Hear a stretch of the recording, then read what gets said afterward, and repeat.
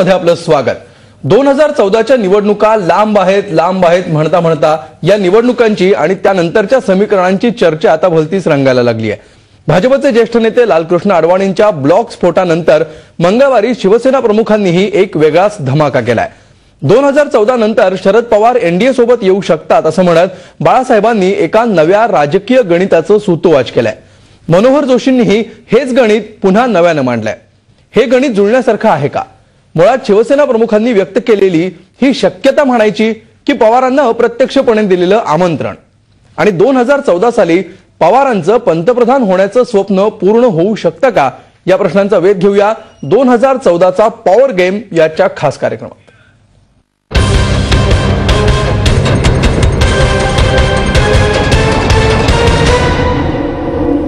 आणि चर्चेला सुरुवात करण्यापूर्वी आपण बघूया की शिवसेना नेते मनोहर जोशी काल काय म्हणाले होते।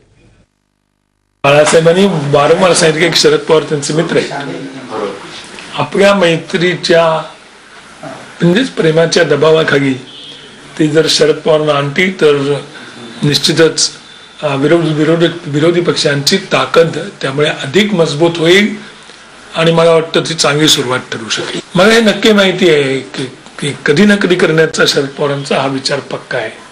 ते आत्ता करतायत का काही काळाने करतायत हे पाहावं लागेल। आणि या विषयावर चर्चा करण्यासाठी आपल्या स्टुडिओमध्ये आहेत काँग्रेसचे प्रवक्ते अनंत गाडगीळ, त्याचबरोबर ज्येष्ठ पत्रकार आणि राजकीय विश्लेषक प्रकाश जोशी सुद्धा आपल्या स्टुडिओमध्ये आहेत। पुण्यातून या चर्चेमध्ये सहभागी होत आहेत ज्येष्ठ सामाजिक कार्यकर्ते कुमार सप्तर्षी आणि त्याचबरोबर राष्ट्रवादी आणि शिवसेनेचे प्रतिनिधी सुद्धा काही वेळातच या चर्चेमध्ये सहभागी होणार आहेत। आपण चर्चेला सुरुवात करूया कुमार सप्तर्षींपासून। सप्तर्षी, काल आणि परवा हे जे 2 दिवस आहेत, हे 2 दिवस एकमेकांना इशारे करण्यामध्ये खाणाखुणा करण्यामध्ये चाललेले आहेत असं आपल्याला दिसतंय। शिवसेनेने असं म्हटलेल्या अग्रलेखामध्ये की 2014 साली शरद पवार यूपीए सोडून एनडीए सोबत येऊ शकतात। काय म्हणाल तुम्ही या विधानाला किंवा या भूमिकेला? याला एक वर्तवलेली शक्यता म्हणायची का अप्रत्यक्षपणे दिलेलं आमंत्रण? याचा अर्थ मला असा वाटतो की महाराष्ट्रामध्ये भाजपला सोडून शरद पवार आणि शिवसेना असा एक पूर्ण प्रादेशिक पक्ष होऊ शकतो। मुंबईमध्ये शिवसेना आणि महाराष्ट्रामध्ये शरद पवार, किंवा काय गावं वाटायची असतील औरंगाबाद शिवसेनेकडे वगैरे, तर असं एक होऊ शकतं। तर त्याचा हा इशारा असू शकतो। आणि दुसरा जो आहे तो शरद पवारांना आणखीन डिस्टर्ब करायचा, हो, की त्यांना यूपीएच्या लोकांनी आणखीन त्यांच्याकडे संशयाने पाहिलं पाहिजे असं आहे। आणि तिसरं, भाजपला सांगायचं तुमच्याकडे पंतप्रधानाचा कॅन्डिडेट नसेल तर मी तुम्हाला बाहेरून पुरवतो। तुम्ही शरद पवारांना पंतप्रधान दिल्यानंतर शरद पवारांना विचारलं पंतप्रधान व्हायला तयार आहेत का, तर ते कोणत्याही अटी मान्य करून पंतप्रधान व्हायला तयार होते, कारण ते त्यांचं एक अधुरं स्वप्न आहे। आणि म्हणून त्यांना सगळे मित्र लोक म्हणतात की कायमचे पंतप्रधान, हे कधीच विद्यमान पंतप्रधान नाही, म्हणून भावी पंतप्रधान कायमचे। तर त्याच्यातून त्यांची मुक्तता होईल। तर अशा 3 शक्यता त्याच्यामध्ये आहेत। पण खरं म्हणजे असं आहे की रालोआलाही आत्मविश्वास नाही आणि काँग्रेसलाही नाही। शेवटच्या काळामध्ये अगदी थोड्यावरनं हातगाईची लढाई होईल। 10 सुद्धा खासदार ज्या पक्षाला जास्त मिळतात त्याच्या मागे बारीक पक्ष जातात, कारण तो जो जादुई आकडा असतो बहुमताचा, तो पोहोचायला यांचे 10 खासदार जास्त आहेत, ते त्या दुसऱ्याच्या तुलनेनं बरे असतात, म्हणून बाकीचे छोटे छोटे पक्ष त्या बाजूला जातात।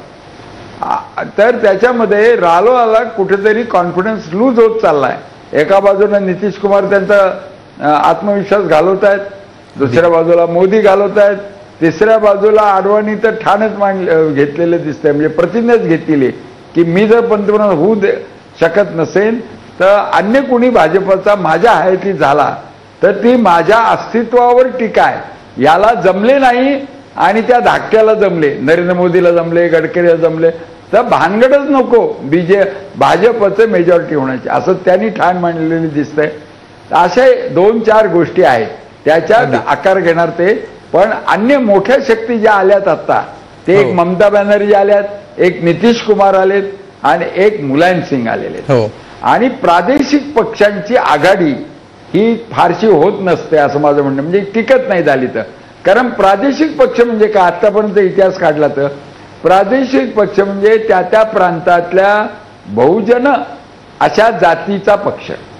कुठे घ्या तुम्ही वक्कलिगा, पण दुसऱ्या ठिकाणी काय कर्नाटकात जेवढे वक्कलिगा त्याच्या जवळपास लिंगायत आहेत, त्यामुळे वेगवेगळी पॉकेट आहेत, एकेका पॉकेटमध्ये त्यांचं वरचढ आहे, तर तिथे बॅलन्स होतो. महाराष्ट्रामध्ये खरं खोटं काही का असेना पण 30-32% मराठा समाज असं म्हटल्यानंतर त्याला काउंटर करणारा दुसरा पक्षच नाहीये, दुसरी जातच नाही. त्यामुळे महाराष्ट्रात प्रादेशिक पक्ष झाला तर तो मराठा समाजाचा होणार. तर शरद पवार हे जास्त शोभून दिसतात ते महाराष्ट्राचे नेते म्हणून. अगदी 2-3 शक्यता सप्तर्षींनी व्यक्त केलेल्या आहेत. गाडगीळ साहेब, तुम्ही काय म्हणाल? युपीएतून ते फुटतील असा आत्मविश्वास मनोहर जोशींनी व्यक्त केला, त्याच्या आधी सामनाच्या अग्रलेखामध्ये शिवसेना प्रमुखांनी तो व्यक्त केला. तुम्हाला काय वाटतं, का एवढा कॉन्फिडन्स आलाय शिवसेनेला? एवढ्या आत्मविश्वासाने शिवसेना का सांगतेय की युपीए मधून फुटून 2014 मध्ये शरद पवार आणि इतर घटक पक्ष एनडीए सोबत येतील? पहिली गोष्ट म्हणजे अडवाणीजींनी जो काल ब्लॉग लिहिला त्याच्यावरनं चर्चा सुरू झाली. त्यामध्ये एक स्पष्ट आहे की अडवाणीजींनी 2 संकेत दिलेत. एक म्हणजे त्यांनी पुढच्या निवडणुकीत त्यांचा पराभव होणार हे एक प्रकारे मान्य केलं. दुसरं असं की त्यांनी त्यांची जी विद्यमान केडर आहे भाजपची, त्या केडरलाही संदेश दिलाय की ज्यांच्या हातात आता नेतृत्व आहे किंवा जी मंडळी नेतृत्वपदी आहेत आणि जी अडवाणीजींना मान्य नाही आहेत त्यांच्या हातात सूत्र ठेवली तर पुढल्या निवडणुकीत भाजपचं काय होणार आहे हे तुम्ही ओळखा, असा संदेश अडवाणीजींनी आपल्या कार्यकर्त्यांना अप्रत्यक्षपणे दिलाय. आणि तिसरं जे आहे की एक सेनापती ढासळला, म्हणजे अडवाणीजींनी जे काल ब्लॉग केलाय त्याचा अर्थ सेनापती म्हणून त्यांनी हात वर केलेत की आता आम्ही लढू शकत नाही. त्यामुळे एक सेनापती ढासळला तर आता आपल्या मुंबईतले दुसरे सेनापती म्हणून त्यांनी काहीतरी कार्यकर्त्याला उत्साह यावा म्हणून काल सामनात अग्रलेख आलाय आणि त्या अनुषंगानं आपण चर्चा सुरू केली आहे. आणि जोशी सरांनी जे म्हटलेलं आहे ना, मला वाटतं ते जोशी सरांचं कोहिनूरी स्वप्न आहे.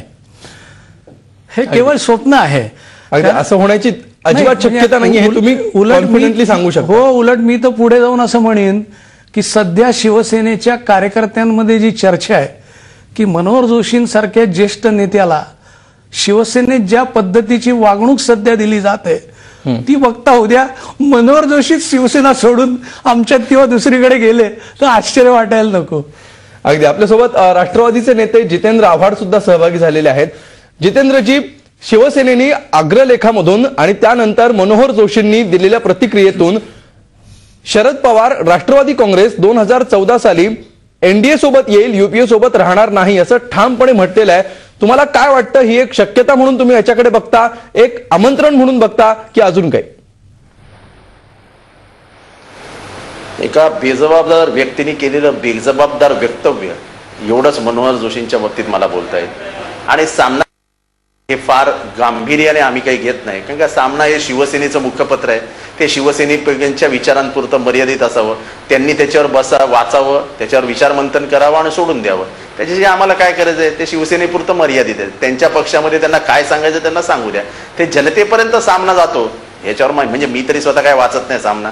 सामन्यात काय येतं हे मला काही माहीत नसतं आणि साधारण जे सामना वाचतात त्याची विचारांची विचारसरणी कुठल्या पक्षाशी निगडीत आहे, संबंधित आहे ते स्पष्ट आहे. त्याच्यामुळे फक्त मी एक अगदी विश्वासाने बोलतो की मनोहर जोशींचं स्टेटमेंट आहे एका बेजबाबदार व्यक्तीने बेजबाबदार वक्तव्य केल्याचं मोठी हे आहे.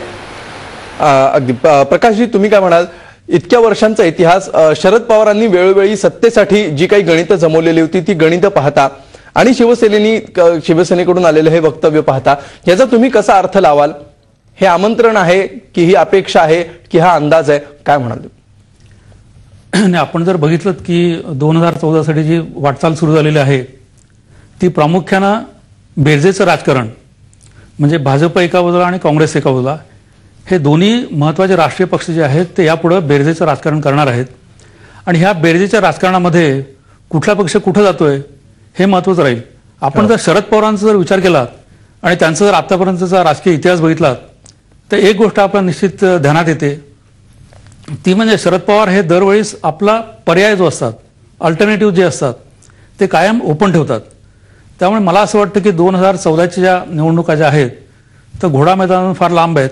हो त्या इतक्या आधी शरद पवार किंवा कुठलाच पक्ष निर्णय घेणार नाहीत.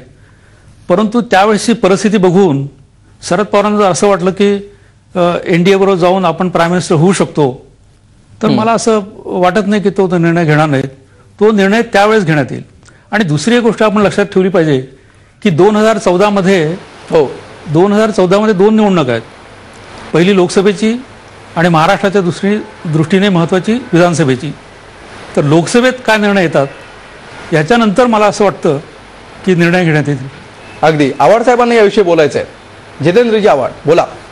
नाही, प्रकाश जोशींचं एक स्टेटमेंट मला थोडंसं त्याच्यात क्लॅरिफिकेशन द्यावंसं वाटतंय एक कार्यकर्ता या नात्याने, की शरद पवार साहेब आपला पर्याय नेहमी उघडा ठेवतात. मला वाटतं की त्यांच्या जो काही राजकीय प्रवास आहे त्यामध्ये कुठलाही पर्याय जरी त्यांनी ओपन ठेवलेले असले तरी राजकीय समीकरणं जुळवताना किंवा राजकीय पक्षाबरोबर राजकीय संबंध ठेवून राजकारणामधलं समीकरण जुळवताना त्यांनी सांप्रदायिक शक्तींबरोबर कधी कुठे पर्याय म्हणून वापर केला राजकारणासाठी. आणि सत्तेची कुठलं गणित किंवा निवडणुका लढवताना निवडणुकांचा विचार म्हणजे एका स्टेजवरनं लढवताना असं कधी दिसलेलं नाही. अगदी. काय म्हणत प्रकाश? नाही ते बरोबर आहे. परंतु ज्यावेळेस त्याला डायनामिक्स ऑफ पॉवर पॉलिटिक्स म्हणतात त्यावेळेस लोकांसमोर विषय ज्या पद्धतीने आता आव्हाड म्हणाले ते अगदी बरोबर आहे की त्यांची भूमिका सातत्याने त्यांनी मांडण्यात आलेली आहे. परंतु ज्यावेळेस मग आता जर असा विचार केला तर 99 साली ते इंदिरा गांधींबरोबर सोनिया गांधींच्या काँग्रेसबरोबर भांडले, त्याचप्रमाणे शिवसेना भाजपबरोबर भांडले. हो पण त्यानंतर राष्ट्रवादीचं राजकारण पुढे नेण्यासाठी त्यांना शेवटी कॉम्प्रोमाइज करायला लागलं आणि काँग्रेसबरोबर महाराष्ट्राबरोबर जमवून घ्यायला लागलं, महाराष्ट्रात राज्य करायला लागलं आणि दिल्लीत ते करायला लागलं. ते करत असताना त्यांनी तो त्यांच्यासमोर पर्याय होता ते सांगतोय की असलेले पर्याय जे पवारांच्या पुढे जे पर्याय असतात त्या पर्यायांचा विचार करून त्या क्षणाला त्या परिस्थितीत म्हणजे तुम्हाला असं त्यांच्यासमोर पर्याय होता. त्यांनी जरी शिवसेनेबरोबर जायचा निर्णय घेतला नाही तरी पर्याय असताना मुख्यमंत्री पद मिळालं असतं. मुख्यमंत्री पद नाकारून केवळ आपल्या विचारांशी खुणगाड बांधली असल्या कारणाने त्या काळातील परिस्थिती विपरीत असताना केवळ विचारांशी एक लाईन ठरवून त्यांनी काँग्रेस बरोबर जाणं पसंत केलं. हे स्पष्टपणाने नमूद करावं लागेल. असं संभ्रमात बोलणं हे चुकीचा संदेश देण्यासारखं असतं. असं होतं. मग त्यांनी पर्याय होता ना आमच्यासमोर. शिवसेना बीजेपीचा पर्याय असताना आम्ही काँग्रेस बरोबर जाण्याचं पसंत केलं. 99 साली आम्ही पक्ष सोडला असताना केवळ महाराष्ट्रामध्ये सांप्रदायिक शक्तींची ताकद वाढू नये, राष्ट्रवाद्यांची ताकद वाढू नये म्हणून आम्ही थांबवण्यासाठी म्हणून काँग्रेस बरोबर गेलो. आमचा पर्याय आम्ही उघडे ठेवले होते आणि आम्ही पर्याय नाही, आमचा विचारांचा पर्याय एक होता उघडा म्हणून त्यांच्याबरोबर आम्ही गेलो. नाही पण आव्हाड साहेब तेच तर शिवसेना बीजेपीला सत्तेपासून लांब ठेवायचं होतं. नाही तेच तर प्रकाश जोशी म्हणतात की पवार सगळे ऑप्शन खुले ठेवतात.